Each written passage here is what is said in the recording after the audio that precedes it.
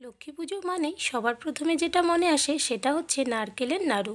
সেটা হোক গুড় দিয়ে নারকেলের নাড়ু অথবা চিনি দিয়ে সাদা নাড়ু, দুটোই কিন্তু দারুণ হয় আর প্রত্যেকের ঘরে ঘরেই কিন্তু এই নাড়ুগুলো তৈরি হয়। Hello friends, welcome to Shimpi and mummy's kitchen. আজকে আমি তোমাদের সঙ্গে গুড় দিয়ে নারকেলের নাড়ু রেসিপি শেয়ার করছি।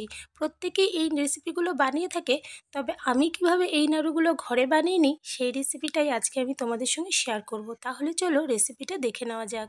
নারকেল নাড়ু বানানোর জন্য সবার প্রথমেই লাগবে আমার নারিকেল। আমি এখানে দুটো নারিকেল নিয়েছি। নারিকেলগুলোকে ভালো করে চোচা ছাড়িয়ে পরিষ্কার করে ধুয়ে নিয়েছি।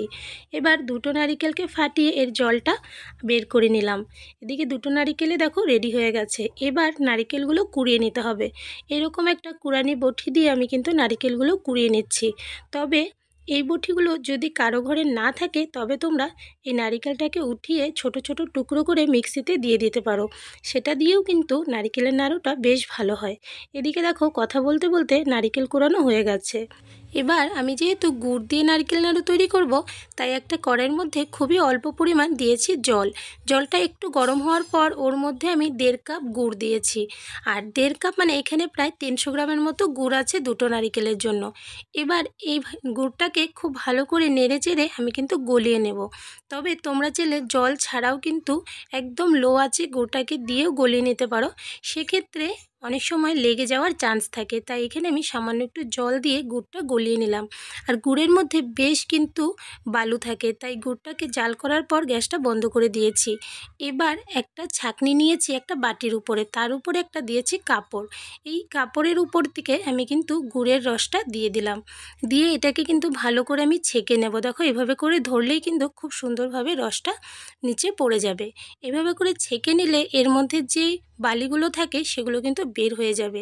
তবে তোমরা চাইলে এই কাজটা নাও করতে পারো, কিন্তু আমি বলবো গুড় দিয়ে কিছু করলে অবশ্যই একটু ছেঁকে নেওয়ার চেষ্টা করবে।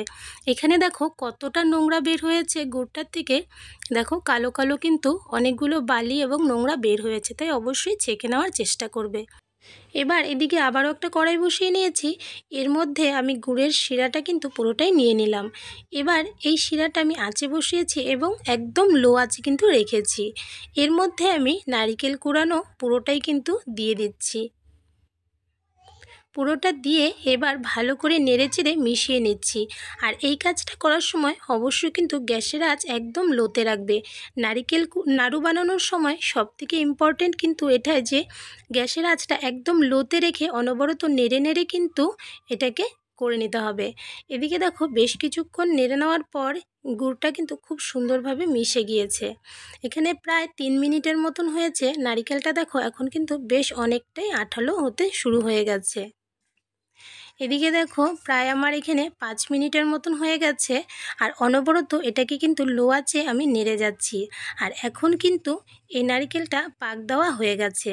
দেখো যখন এইভাবে করে একসঙ্গে জমে যাবে এবং কড়াই থেকে উঠে আসবে তখনই বুঝতে হবে হয়ে গেছে। তবে তোমাদের আরও সুবিধার জন্য আমি অল্প একটু প্লেটে উঠিয়ে নিয়েছি আর গ্যাসটা কিন্তু আমি বন্ধ করে দিয়েছি।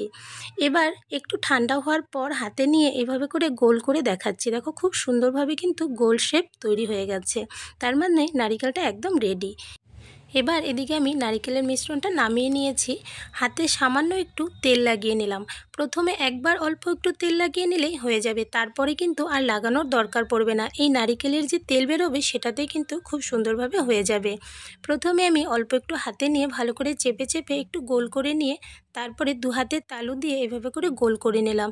খুব সুন্দর কিন্তু একটা নাড়ু তৈরি হয়ে গেছে। এইভাবে করে প্রত্যেকটা নাড়ু আমি বানিয়ে নিচ্ছি। আর নাড়ুগুলো আমি একটু বড় সাইজের করেছি, তোমরা কিন্তু তোমাদের পছন্দ মতো সাইজের নাড়ুগুলো তৈরি করে নিতে পারবে।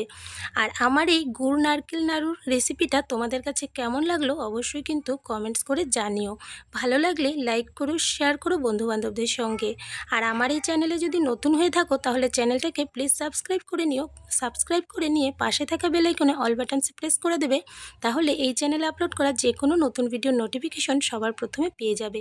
এদিকে দেখো প্রত্যেকটা নাড়ু কিন্তু আমার তৈরি হয়ে গেছে। আর নাড়ুর ভেতরটাও তোমাদের একটু ভেঙে দেখিয়ে দিলাম যে কত সুন্দর হয়েছে। আর দুটো নারিকেল থেকে এখানে কিন্তু বেশ অনেকগুলো লাড্ডু বা নাড়ু তৈরি হয়েছে। এভাবে করে তোমরা অবশ্যই বানিয়ে দেখো, ভালো লাগবে।